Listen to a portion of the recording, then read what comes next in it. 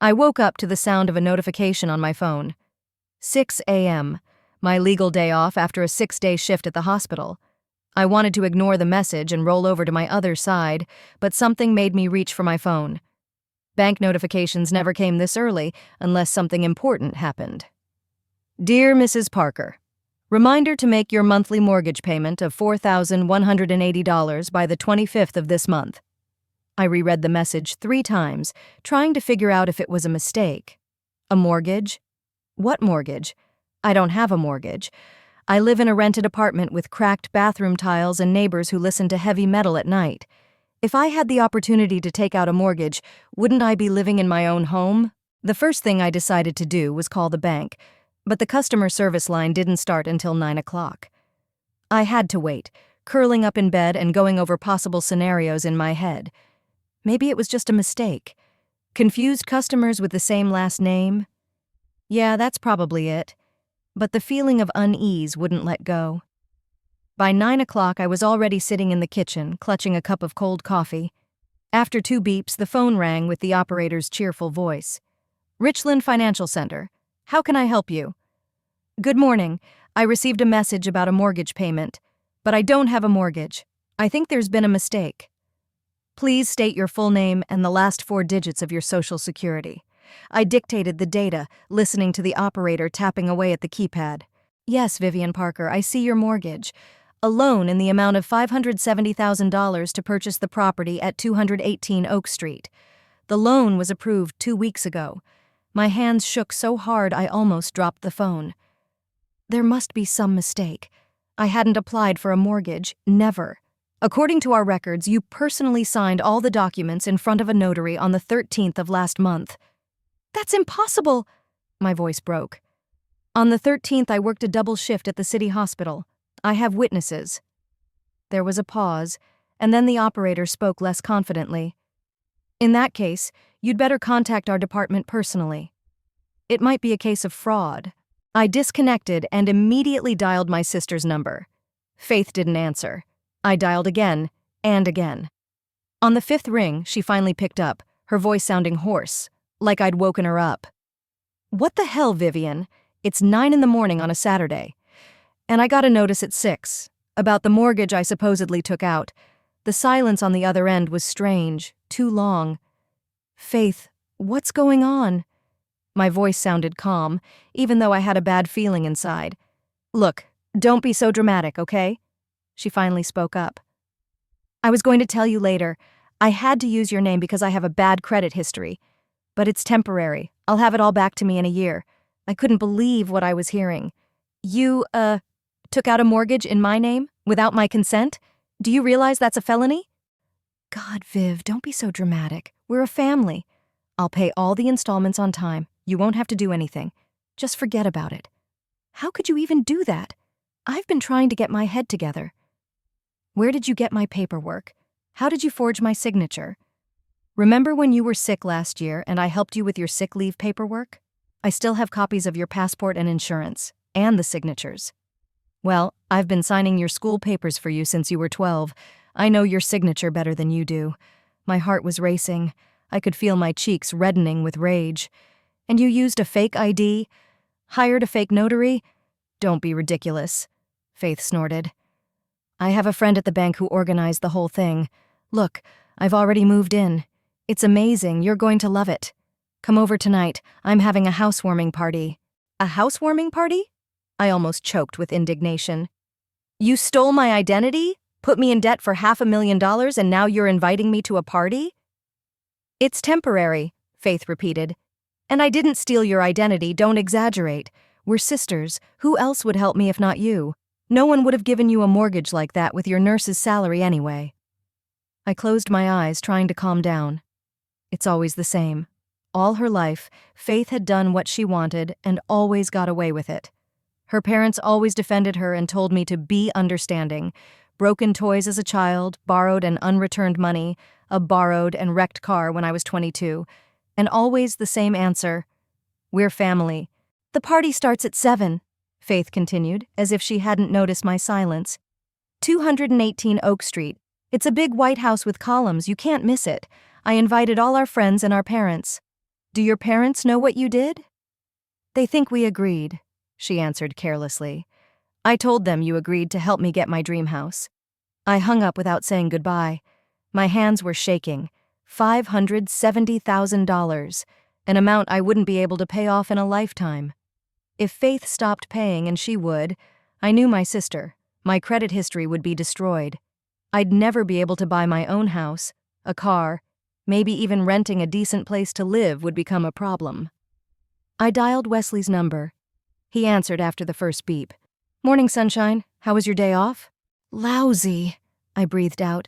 Faith had taken out a mortgage in my name, $570,000, without my knowledge. What? He sounded serious. She had no right, it's fraud. I know. She says she's going to pay, but it's Faith. Wesley finished for me. I'm on my way to you. 15 minutes. Wesley was the only person who truly understood my relationship with my sister and my parents. He saw the scars that years of manipulation and emotional abuse had left behind. We'd met 2 years ago when my car broke down on the side of the highway, and he'd been my rock ever since. Exactly 15 minutes later, there was a knock on the door. Wesley walked in, wiping his hands with a rag. He'd come straight from the garage. He smelled of motor oil and cologne. Tell me, he said, sitting down across from me at the kitchen table. I told him everything I'd learned from Faith. His face grew darker with each word. This is a serious crime, Viv. Identity theft, bank fraud. She's facing prison. I know, I said quietly. But she's my sister. A sister who didn't hesitate to jeopardize your financial future. Wesley replied stiffly. This isn't a prank or a little lie. That's $500,000 in debt in your name. And she's throwing a party tonight, I grinned bitterly. Inviting everyone over to celebrate her new house. A house I bought on my dime. What are you going to do? I took a deep breath. It was a question I'd been asking myself ever since I read the message from the bank. First I need to figure out what the legal implications are, then, I don't know. I could report her to the police. I could try to get her to put the mortgage in my name, although I doubt the bank would go for that. Wesley nodded. I know a good lawyer. Simon Faraday, he specializes in financial crimes. We had his car repaired last month, and he left a business card. Half an hour later, I was sitting in the reception area of Faraday & Partners. Despite having the day off, Simon had agreed to meet with me after hearing the nature of the problem over the phone. He was younger than I expected, about 40, with premature gray on his temples and attentive gray eyes. So, Miss Parker, he began, as we settled into his office, am I to understand that your sister made a mortgage loan in your name without your consent, using copies of your documents and forging your signature? Yes, and she also somehow bypassed notarization, said she had a friend at the bank. Simon made a note in his notebook. This is a serious crime, Miss Parker. Multiple offenses, in fact, including forgery, fraud, and identity theft. These cases usually result in criminal charges. I understand, I nodded. But she's my sister. I don't want her to go to jail. I just want to keep this mortgage off my back. Unfortunately, these things are connected. Simon folded his hands on the table. The bank won't cancel a mortgage just like that. To prove you didn't take out the loan, you have to prove fraud. And that means someone has to be held liable. What if she takes over the mortgage? With her bad credit history? It's unlikely. Banks are very reluctant to do that kind of thing. Besides, it doesn't take away the fact that fraud has already been committed. I put my head down. The choice was terrible. Either let my sister ruin my financial future or send her to jail. What were my options? Simon thought for a moment. You can file a police report and the case will be investigated as a criminal case. That's the most direct way to cancel the mortgage, but, as you realize, with unpleasant consequences for your sister. I nodded. The second option is to negotiate with your sister to voluntarily admit fraud to the bank. If she herself admits that she acted without your knowledge and agrees to take responsibility for the payments, we can try to settle the situation without criminal prosecution, but the bank could still sue. What are the chances of success? Honestly, not good. Banks take these things very seriously, but it's worth a shot. I've been considering my options. I knew Faith would never admit guilt willingly. She'd deny it, twist it, accuse me of betrayal. Her parents would side with her, as they always did. "There's one more thing," Simon continued. "You mentioned an acquaintance of your sister's at the bank. If a bank employee was knowingly involved in the fraud, that changes the case. The bank might be interested in a quiet settlement to avoid a scandal. That sounded like a possible way out. What do I need to do?" "The first thing is to gather evidence. We need to confirm that you weren't physically present at the bank on the day you signed the documents. Did you mention you were at work?" "Yeah, double shift at the hospital, 7 a.m. to 11 p.m. "Oh, good. Ask your employer for proof of your schedule and attendance that day. We'll also need samples of your real signature to compare with the one on the paperwork." I nodded, jotting down his recommendations on my phone. "In the meantime," Simon said, handing me a business card, "call the bank and ask for copies of all the mortgage documents. You have the right to do that. Tell them you want to check the terms of the loan. Don't mention fraud until we're ready to act." I glanced at my watch. It was almost noon. Faith's party was 7 hours away. "She's having a housewarming party tonight," I told Simon. "She's inviting all her friends and her parents, bragging about the house she bought on my dime." "And I understand your outrage." The lawyer nodded. "But I suggest you stay away from this party. In your condition, confrontation can only hurt you. Let's first gather all the necessary documents and prepare our position." I stood silently, shook Simon's hand, and headed for the door. As I reached for the handle, I turned around. What if I do go to this party? Simon looked at me carefully. "Do you want to make a scene?" "No." I shook my head. "I want her to realize what she's done. I want everyone to know the truth. Revenge is a dish best served cold, Miss Parker," Simon said thoughtfully. "If you decide to go, be prepared for your sister to deny everything. She'll turn the situation around and make it your fault. That's what people like that do." "I know my sister," I replied quietly. "But I won't let her control my life anymore." After meeting Simon, I drove straight to the hospital. Day off or not, I needed to gather evidence of my presence at work on the day the mortgage was supposedly signed. Luckily, Martha, our head nurse, was there, poring over schedules and reports. "Vivian?" She raised an eyebrow in surprise. "Isn't today your day off?" "Yes, but I need your help right away." I sank into the chair beside her desk. "I need an official document to prove that I worked a double shift on the 13th of last month." Martha looked at me more closely. "What happened?" I hesitated, not knowing how much I could say. But I needed her help, and Martha had always been good to me. "Someone had used my paperwork to apply for a mortgage that day. I need to prove that I couldn't physically have been at the bank." Her eyes widened. "Oh my God, have you filed a police report?" "Not yet." I shook my head. "I wanted to gather evidence first." Martha didn't question me further, which I was grateful for. She turned to the computer and began to look through the files. "Here's your schedule from last month. On the 13th, you actually worked from 7 in the morning to 11 at night. We were understaffed due to the flu epidemic," she continued typing. "And here's the access log. Your pass was used to enter at 7:04 in the morning and to leave at 23:17. "That's great. Can you print me an official statement with that information, and preferably stamped with the hospital's seal?"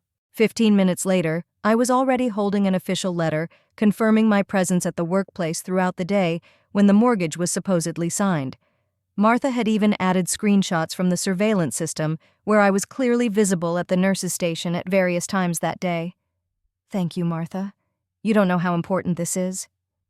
I hope you get it sorted out." She squeezed my hand. "And if you need a witness, I'm ready to confirm that you were here all day." The next stop was the bank.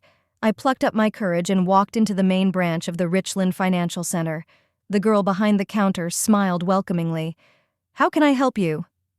"I need copies of all the paperwork for my mortgage loan." I tried to speak calmly, even though I was seething inside. "Sure, can I see your ID?" I held out my driver's license. The girl checked it and started looking for something in the computer. "Oh, yes, you recently took out a mortgage. Congratulations on buying a house." I smiled strainedly without correcting her. "I'll need copies of the entire set of documents, including the application, contract, and proof of notarization." "Of course, that's your right, but it may take some time." We can mail or email the documents within 2 or 3 days. I need it today. I tried to make my voice sound insistent but not aggressive. It's very important. The girl looked a little puzzled but nodded. I'll see what I can do. Please wait a moment. She retired to a back room and returned a few minutes later with a man in a strict suit. Miss Parker, I'm Gerald Howard, deputy manager. I understand you urgently need copies of your mortgage documents? Yes, I do. May I ask for what purpose? I was prepared for that question. My tax advisor requested them for the preparation of my tax return. I have a meeting with him in 2 hours. Gerald visibly hesitated, but finally nodded. Okay, we'll make copies. It'll take about 40 minutes if you're willing to wait. I nodded and settled into the waiting area. Exactly 42 minutes later, I was handed a thick folder of documents. Quickly looking through the contents, I saw what I was looking for: a forged signature on a mortgage agreement. It was similar to mine, but with distinctive differences that any expert would have noticed. I also saw the notary's name, Tamara Wilson, and made a mental note to look for information about her. Leaving the bank, I called Simon immediately. I have confirmation from the hospital about my presence at work and copies of all the bank documents with forged signatures. Good, Simon approved. Bring everything to the office. I'll contact a handwriting expert I know and maybe he can meet with us today. Before I went to Simon's office, I decided to call my parents. Part of me hoped they would side with me when they found out the truth. The stupid, naive part. My mom answered after the third ring. Vivian, we were just talking about you. Are you coming to Faith's party tonight? Mom, I have something important to tell you. I took a deep breath.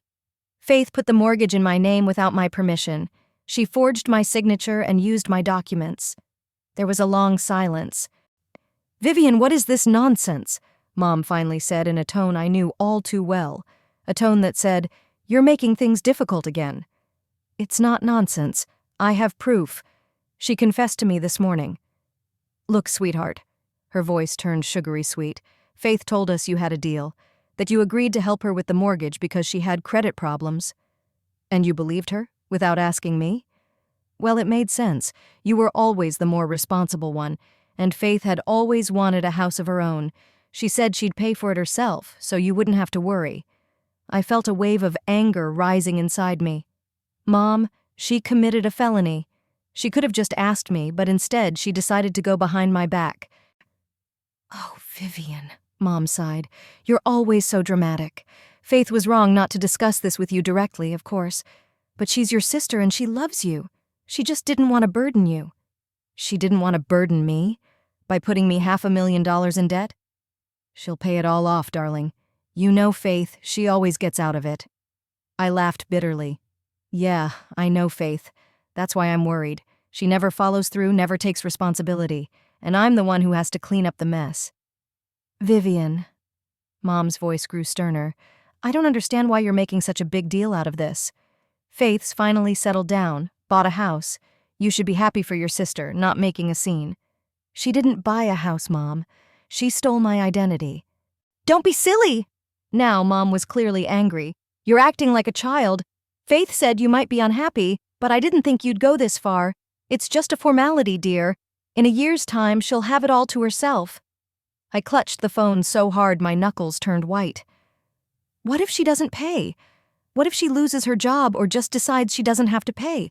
What then? That won't happen, Mom said confidently. And if there's a problem, we'll help. We're a family, Vivian. A family supports each other. Families don't steal from each other, I said quietly. Tell your dad I called. I hung up, feeling a mixture of disappointment and bitterness. This was nothing new. My parents were always defending Faith, always making excuses for her actions. I'd been naive to think this time would be different. With those thoughts in mind, I headed to Simon's office. He was waiting for me with a man he introduced as Harold Pitts, the handwriting expert. Mr. Pitts agreed to look at the documents today, given the urgency of the situation, Simon explained. Harold, a gray-haired man with attentive eyes behind thick glasses, got to work immediately. He compared the signature on the mortgage documents with samples of my real signature on other documents I'd brought. Old tax forms, My employment contract, even a check. Definitely a forgery, he concluded after 20 minutes. A good forgery, but definitely not your signature. Notice the slope of the letters and the pressure of the pen at certain points. It's impossible to reproduce it perfectly, even if you try very hard. He made a formal report and signed it. This will be sufficient for the preliminary proceedings, Simon said, looking at the document. Together with the confirmation from the hospital, we have strong evidence of fraud. What now? I asked. Now we need to figure out how to proceed. Simon leaned back in his chair. You have a few options. The first is to file a police report right now. Given the evidence you've gathered, it's going to be a serious case. The second is to try to resolve the matter directly with the bank, providing evidence of fraud. The third is to try to reach an agreement with your sister. I told Simon about the conversation with my mother. Just as I suspected, he nodded. It complicates things emotionally, but it doesn't change the legal side of things. I thought about it. Part of me wanted to go to the police right away to get it over with. But the other part, the part that had always cared about Faith despite everything, resisted. Despite her selfishness, despite her manipulation, she was still my sister. I have an idea, I said slowly. I want to prepare all the documents for filing with the police, the fraud report, all the evidence I've collected. But before I file them, I want to talk to Faith, give her a chance to make things right. Simon looked at me carefully. You realize she probably won't see it as a chance, but as a threat? Yes, but I have to try, for my own conscience. All right, Simon nodded. Let's get the paperwork ready. If your sister won't cooperate, you can file them immediately. We spent the next few hours working on a legally sound statement to the police. Simon explained each point, making sure all the details were correct. Then we prepared a separate letter to the bank informing them of the fraud and demanding an immediate investigation. That's it, Simon said, sealing the last document. The application was ready to be filed. I looked at my watch. It was almost 5 in the evening. Faith's party was 2 hours away. There's something else. I sucked in a breath. I want to go to her party. I want to give her a chance to admit the truth in front of everyone. Her parents, her friends. Let everyone know what she did. Simon frowned. It's risky, Vivian. A public confrontation could backfire on you. Your sister will probably deny everything or put the blame on you. I know she will. But I want to see her face when she realizes she can't get away with it this time. I want her to feel some of the shame and fear that I felt when I found out about the mortgage. Simon stared at me for a few seconds, then nodded slowly. I understand, but be careful. People cornered can be unpredictable. I'll take Wesley with me, I said. He'll be there if anything goes wrong. We gathered all the paperwork into a large manila-colored envelope. A copy of the police report, an expert report on the forged signature, confirmation from the hospital that I was at work, copies of my bank records. Everything we need to prove Faith's crime.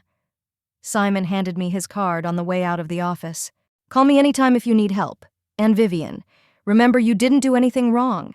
You're protecting yourself from someone who abused your trust. Even if that person is your sister. I nodded, feeling oddly relieved by his words. All my life, I'd been taught that taking care of family came first. To forgive, to understand, to make concessions, especially when it came to Faith.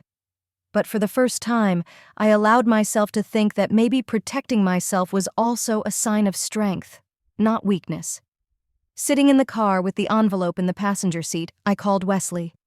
Everything's ready, I said. The paperwork's organized. I'm going home to change, and then to the party. I'll be there in an hour, he answered. We'll go together. Thank you. I felt my throat tighten with gratitude. I don't know what I would have done without you. You'd be fine, Wesley said confidently. You're stronger than you think, but I'll still be here for you. At home, I showered and stood in front of my closet for a long time, deciding what to wear. In the end, I settled on a simple black dress, austere but elegant. It gave me the confidence I so desperately needed. Looking in the mirror, I rehearsed what I was going to say to Faith. Running through different scenarios in my head, preparing myself for her possible reactions. I knew she'd deny it, scream, blame me, maybe cry to get sympathy from others. I had to be ready for anything. The envelope of papers lay on the table. I ran my fingers over the rough surface of the paper, feeling the heaviness of what was inside. Not just paper, it was my freedom from Faith's manipulations, from feeling like I always had to give in, always had to forgive. The doorbell rang. Wesley had arrived. I took the envelope, took a deep breath, and walked out of the bedroom, ready for what was about to happen. Faith's house was visible from a distance, a large white mansion with columns and a manicured lawn, not the modest house I could ever afford. Light poured in from every window, expensive cars clustered in the driveway, music blaring down the street. Typical Faith, always maxed out, always showing off. "Wow," Wesley whistled, pulling his tattered pickup over to the curb. "That's what $570,000 went to." I clutched the envelope of paperwork tighter. Everything inside was clenching with nervous tension, but I was determined. "Are you sure you want to do this?" Wesley put his hand on mine. "We can still leave, file the paperwork tomorrow without the whole scene." I looked at the festively lit house, bought at my expense, without my knowledge. "I'm sure," I replied firmly. It was time Faith learned that her actions had consequences. We walked up the steps to the front door. Laughter, music, and the clinking of glasses could be heard through the open windows. The party was in full swing. I pressed the doorbell, though I doubted anyone could hear it through the noise. Fortunately, the door opened almost immediately. On the threshold stood a young man with a glass of champagne I didn't know. "Hey, more guests!" he exclaimed. "Come on in, the party is just getting warmed up." We entered a spacious hallway with a high ceiling and marble floor. There were people everywhere, some I knew, others I was seeing for the first time. All with drinks, all laughing and noisy. In the corner was a table with housewarming gifts. "Vivian!"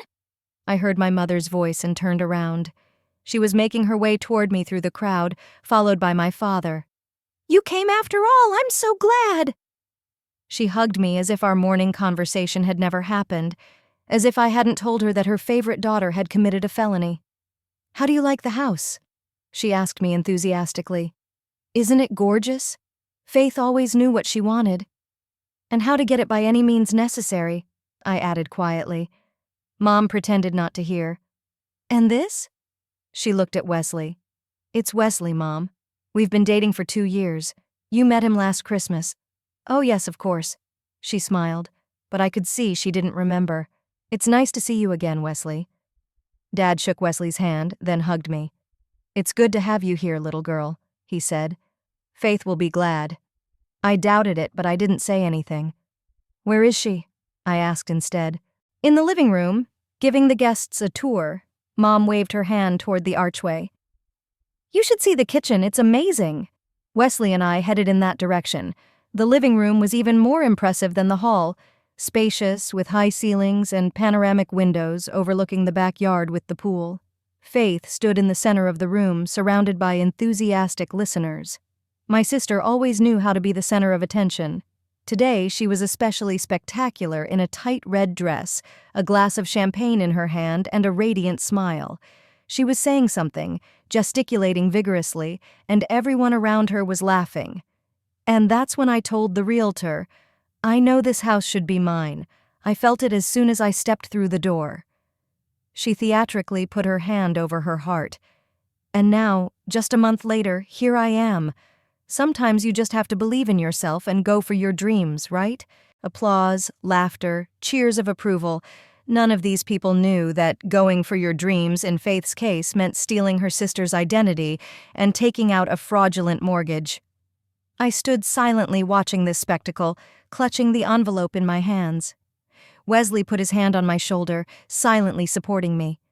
Faith continued, "Now let's go to the kitchen. You have to see this marble countertop. I fell in love with it at first sight." She turned and spotted me. Her smile wavered for a split second, but she quickly regained her composure. "Vivian!" she exclaimed, coming toward me with open arms. "You've come! I'm so glad!" She hugged me, whispering in my ear, "I hope you're not going to make a scene." I pulled away, looking her straight in the eye. "That's up to you, Faith." She gave me a strained smile and turned to the others. Let's take a short break. Drinks in the dining room, snacks on the terrace. We'll continue the tour soon. The guests began to disperse. Faith turned to me again. This time her smile was gone. What are you doing here? She hissed. After our conversation this morning, I thought you'd be sulking at home. I came to talk, I replied calmly. About what you did. Not here, she looked around. Let's go upstairs. We went up the wide staircase, Wesley following us. Faith led us to the bedroom, a luxurious room with a huge bed and a private bath. Who's that? She nodded at Wesley as she closed the door. My boyfriend, Wesley. He knows everything. Faith rolled her eyes. That's great. So you told a complete stranger about our family business. About the fraud you committed, I corrected.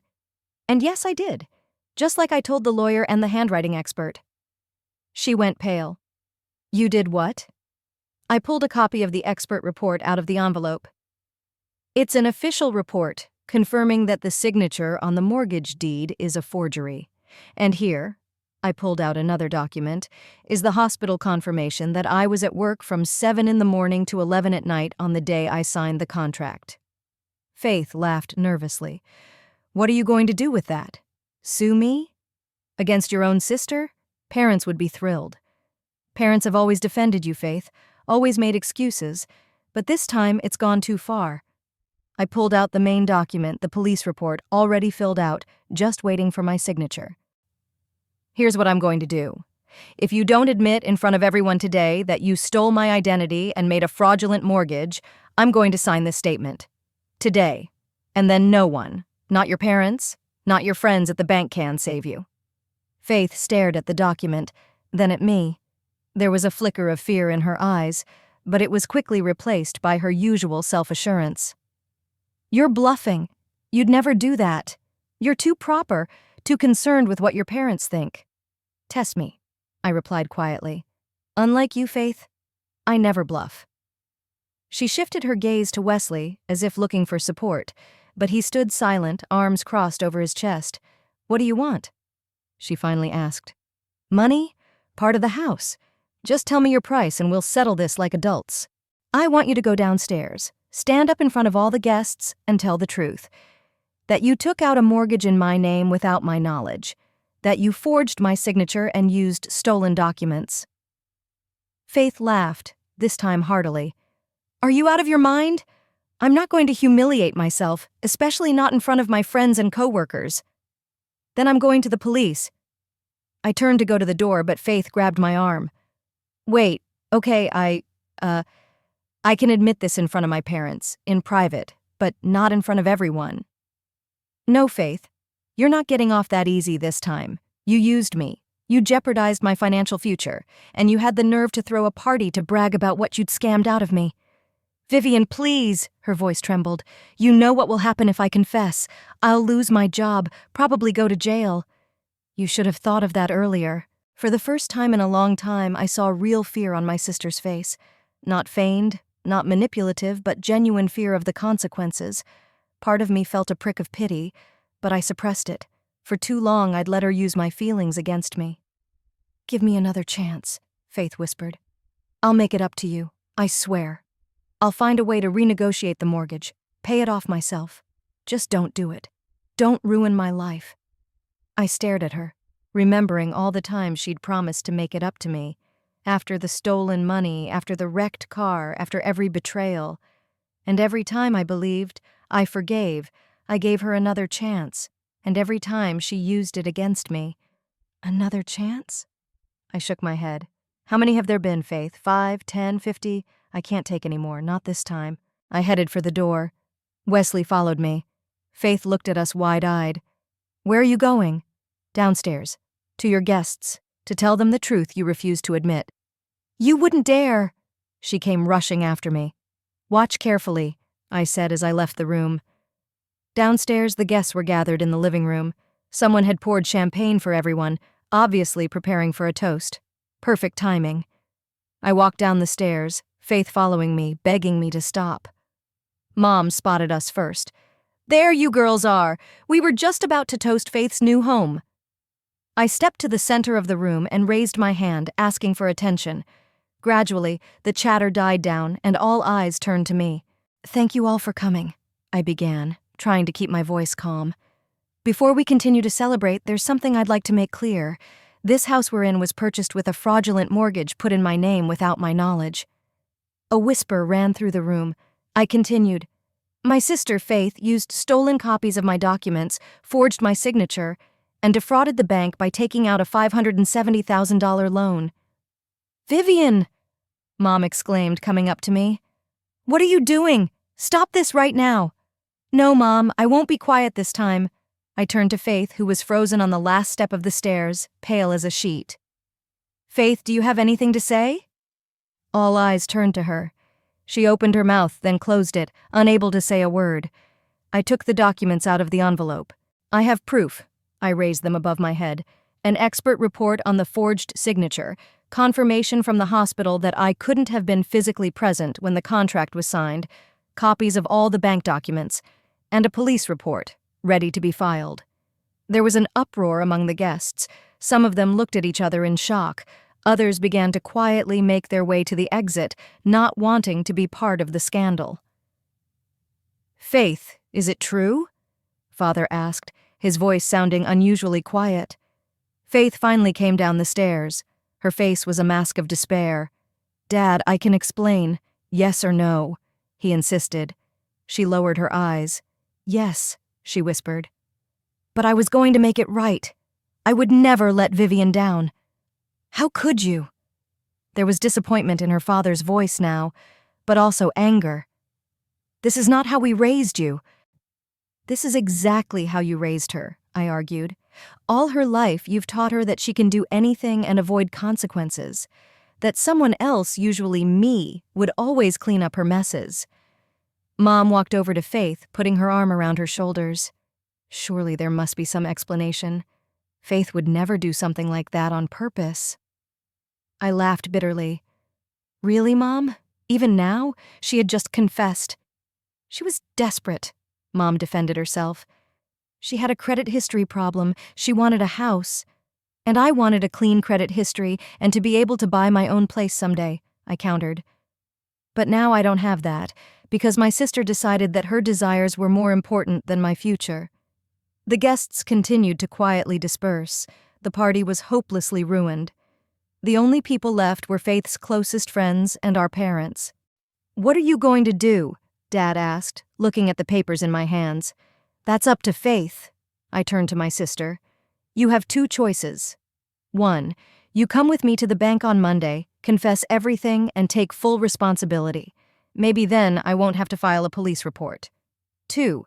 You continue to deny and shift blame, and I'm turning these documents over to the authorities today. Faith pulled out of her mother's embrace and walked over to me. There were tears in her eyes. I'll go to the bank with you, she said quietly. I'll confess everything. Just don't report me, please. I nodded, feeling a strange mixture of relief and sadness. Okay, Monday, 9 a.m. I'll pick you up. Wait, Mom interjected. What's going to happen to the house? With the mortgage? That's for the bank to decide, I replied.